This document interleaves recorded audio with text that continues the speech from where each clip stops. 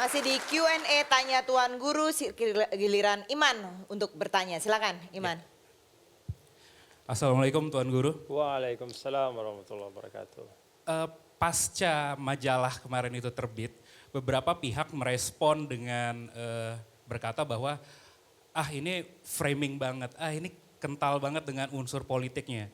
Karena baik dari timing atau juga dari penyajiannya, ada foto presiden sampai 2 frame kalau nggak salah, itu sebagian orang ya berpendapat ya ini framing banget. Nah menurut Tuan Guru sendiri, seberapa kental unsur politiknya, unsur framing politiknya ke Tuan Guru sekarang itu? Apakah pure hukum menurut Tuan Guru atau itu tadi? Atau diada-adain gitu maksudnya? Iya betul. Ya sekali lagi saya sangat menghormati kebebasan pers ya. Tetapi memang ya sebagai manusia juga saya kan melihat ya, kok mesti foto sama Pak Presiden yang dijadikan sebagai foto di situ gitu. Padahal kan nggak ada urusannya dengan Pak Jokowi. Dan timingnya juga menurut saya luar biasa ya. Jadi timing majalah itu terbit adalah persis pada hari terakhir saya menjabat sebagai gubernur. Jadi saya nggak tahu pertimbangannya apa ya, tetapi saya nggak tahu ya apakah jurnalisme itu juga ada nilai-nilai kemanusiaan dan kebijaksanaan di situ gitu. Kalau itu masih ada rasanya kan gimana ya, di hari terakhir perkhidmatan tiba-tiba, kenapa tidak misalnya 1 bulan sebelumnya, 2 bulan sebelumnya, atau 1 minggu setelahnya misalnya. Jadi Tuan Guru Padahal ngerasa, bahan-bahan itu pun sudah ada sebelumnya. jadi Tuan Guru ngerasa emang ada faktor kesengajaan? Wallahu alam, mungkin subjektivitas saya saja, tapi ya saya suarakan saja apa yang saya rasakan gitu ya, bahwa banyak hal yang tidak pas di situ. Kalau saya tanya Tuan Guru, kira-kira Ya. buat apa Tuan Guru di framing untuk hal yang seperti itu? Saya nggak Kan tahu. nggak ada sesuatu, Tuan Guru juga tidak mau jadi gubernur lagi. Kan juga Iya. nanti kalau misalnya mau jadi menteri, kan masih 1 tahun lagi. Nah maksud saya mau mencoba Iya. menguji benar nggak dugaan Tuan Guru bahwa ini framing. Karena kalau dari momen juga, buat apa juga jadi framing. Toh Tuan Guru juga nggak akan jadi gubernur, karena udah selesai masa bakti 10 tahun kan. Mau dibilang menteri, masih setahun lagi perhelatannya. Atau mungkin ada yang sakit hati? Sebenarnya saya nggak tahu juga ya, kan saya mengatakan tadi bahwa ini hal-hal yang menurut saya kok nggak pas gitu ya. Dari sisi waktu timingnya, kemudian tadi juga sebenarnya Mas Iman tadi menyebut ya, bahwa kok mesti foto Pak Jokowi di situ gitu ya. Jadi saya nggak tahu lah, saya nggak berani terlalu jauh, tapi bagi saya memang hal-hal yang kurang pas dan banyak hal yang tidak tepat gitu ya. Bisa nggak saya bantu framing? Tolong dikonfirm. Mungkin framingnya adalah Tuan Guru Bajang ini punya kasus, katakanlah kasus ada. Atas dasar kasus itu maka berbeloklah supaya mendapat perlindungan, berbeloklah mendukung Pak Jokowi. Bisa nggak saya bilang gitu? Enggak lah Mbak, saya dukung Pak Jokowi sudah lama sekali.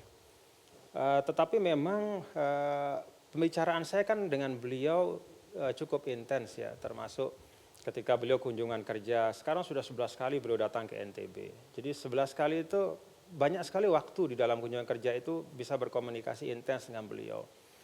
Juga beberapa kali misalnya dipanggil atau kita diskusi gitu. Jadi dukungan kepada Pak Jokowi itu sudah lama sekali. Kalau bisa ditarik mungkin dari 2017 lah, awal sekali. Saya melihat bahwa dulu misalnya pasca pemilu kada yang terjadi di Jakarta itu kan ada ketegangan yang luar biasa. Nah bagaimana kemudian ini tidak boleh merusak rajutan kebangsaan kita. Nah dari situ saya banyak intens komunikasi dengan beliau dan saya menyampaikan dari awal sekali. Dari awal 2017 bahwa saya berharap Bapak bisa meneruskan apa-apa yang Bapak selalu sampaikan kepada saya tentang harapan-harapan Bapak untuk Indonesia ke depan. Jadi tidak ada hubungannya sama sekali dengan masalah.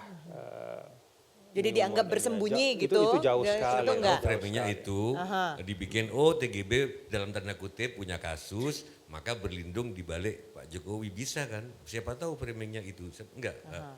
Enggak lah, Ini kan kalau penjelasan. kalaupun ada tempat berlindung, saya tidak pernah mau berlindung kepada manusia, Mbak. Ya. Saya kan manusia sama fananya kita, Mbak. Ya, Mbah, Pak Jokowi, kita ini fana semua. Jadi kalau mau berlindung, berlindunglah kepada yang maha kuat ya, Allah Subhanahu Wa Taala. Kak Maman, silakan Kak Maman. Saya dulu melanjutkan pernyataan Tuan Guru tadi. 2 dari 10 elemen jurnalistik yang dipegang jurnalis sejati itu adalah jurnalisme mengejar kebenaran dan mengutamakan hati nurani yang tadi dipertanyakan oleh Tuan Guru. Kalau majalah itu sudah menganggap kebenaran yang dia kejar dia dapat dan dia sekarang munculkan, menurut Tuan Guru sendiri kebenaran Tuan Guru yang mana yang dilanggar oleh majalah tersebut? Spesifik aja di kasus yang mana atau di tulisan yang mana? Saya sendiri melihat bahwa sebenarnya berita itu tidak meyakini kebenaran. Ya, hanya framing dan dugaan-dugaan. Lebih banyak opini atau fakta? Lebih banyak opini. Data-data mentah itu kemudian diterjemahkan sendiri. Kemudian dibahasakan dengan bahasa imam framing. Tanpa mengkonfirmasi ke Tuan Guru. Disampaikan kepada saya, tetapi tetap ketika penulisannya, itu penulisan yang menurut saya memframing sekali. Oke. Tuan Guru merekam ketika wawancara? Iya, ada rekamannya.